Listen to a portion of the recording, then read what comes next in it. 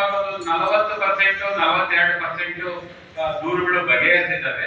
So ಉಳಿದಿರೋ ದೂರುಗಳೆಲ್ಲ ಒಂದಷ್ಟು ಪ್ರಕರಣಗಳು ಇನ್ನೂ ಪ್ರೋಸೆಸ್ ಅಲ್ಲಿ ಅದನ್ನ ಬಗೆಹರಿಸುವಂತ ನಿಟ್ಟಿನಲ್ಲಿ ಕೆಲಸಗಳಾಗ್ತಾ ಇರುವಂತದ್ದಿದೆ.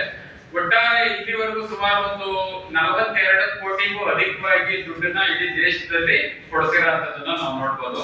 ನಾನಿಲ್ಲಿ ಕರ್ನಾಟಕದಲ್ಲಿ ವಸ್ತುಸ್ಥಿತಿ ಏನಿದೆ ಅಂತ ಹೇಳಿ ನಾನು ನಿಮ್ ಮುಂದೆ ಹೇಳೋದಕ್ಕೆ ಇಷ್ಟಪಡ್ತೀನಿ. ಸೊ ಬೆಂಗಳೂರಲ್ಲಿ ಇಲ್ಲಿವರೆಗೂ ಸುಮಾರು 5,692 ಸುಮಾರು 5,000ಕ್ಕಿಂತ ಹೆಚ್ಚು ಪ್ರಕರಣಗಳು ನಮ್ಮಲ್ಲಿ ದಾಖಲಾಗಿರುವಂತದ್ದು.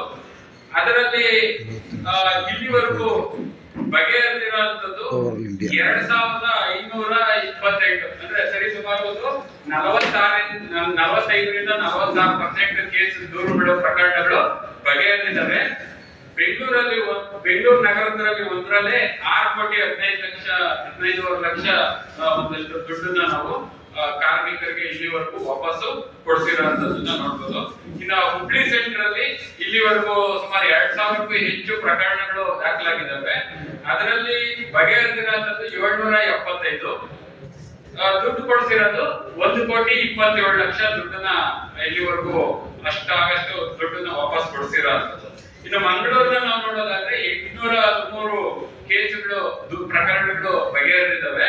ಅದರಲ್ಲಿ ಒಟ್ಟಾರೆ ಬಂದಿರೋಂಥದ್ದು 1,600ಕ್ಕೂ ಹೆಚ್ಚು 1,700 ಕೇಸುಗಳು ಇಲ್ಲಿವರೆಗೂ ದಾಖಲಾಗಿರುವಂತದ್ದು.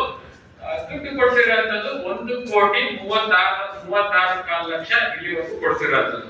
ಒಟ್ಟಾರೆ ಇಡೀ ಕರ್ನಾಟಕದಲ್ಲಿ ನಾವು ನೋಡೋದಾದ್ರೆ ಇಲ್ಲಿವರೆಗೂ ಸುಮಾರು 9,500 ಕೇಸುಗಳು ಇಲ್ಲಿವರೆಗೂ ದಾಖಲಾಗಿರುವಂತದ್ದು. ಅದರಲ್ಲಿ 4,200 ಕೇಸುಗಳು ಹತ್ತಿರ ಬಗೆಹರಿದಿರುವಂತದ್ದು. ಅಂದ್ರೆ ಸುಮಾರು 45%, 46-47% ವರೆಗೂ ನಮ್ದು ಕೇಸುಗಳು ಬಗೆಹರಿದಿರುವಂತದ್ದು. ಸೊ ಇಲ್ಲಿವರೆಗೂ ಒಟ್ಟಾರೆ ನಾವು ಕೊಡಿಸಿರುವಂತದ್ದು ಸುಮಾರು 9 ಕೋಟಿಯಷ್ಟು ದುಡ್ಡನ್ನ ಇಲ್ಲಿವರೆಗೂ ಕಾರ್ಮಿಕರಿಗೆ ಕೊಡಿಸಿರುವಂತದ್ದು ನೋಡ್ಬೋದು.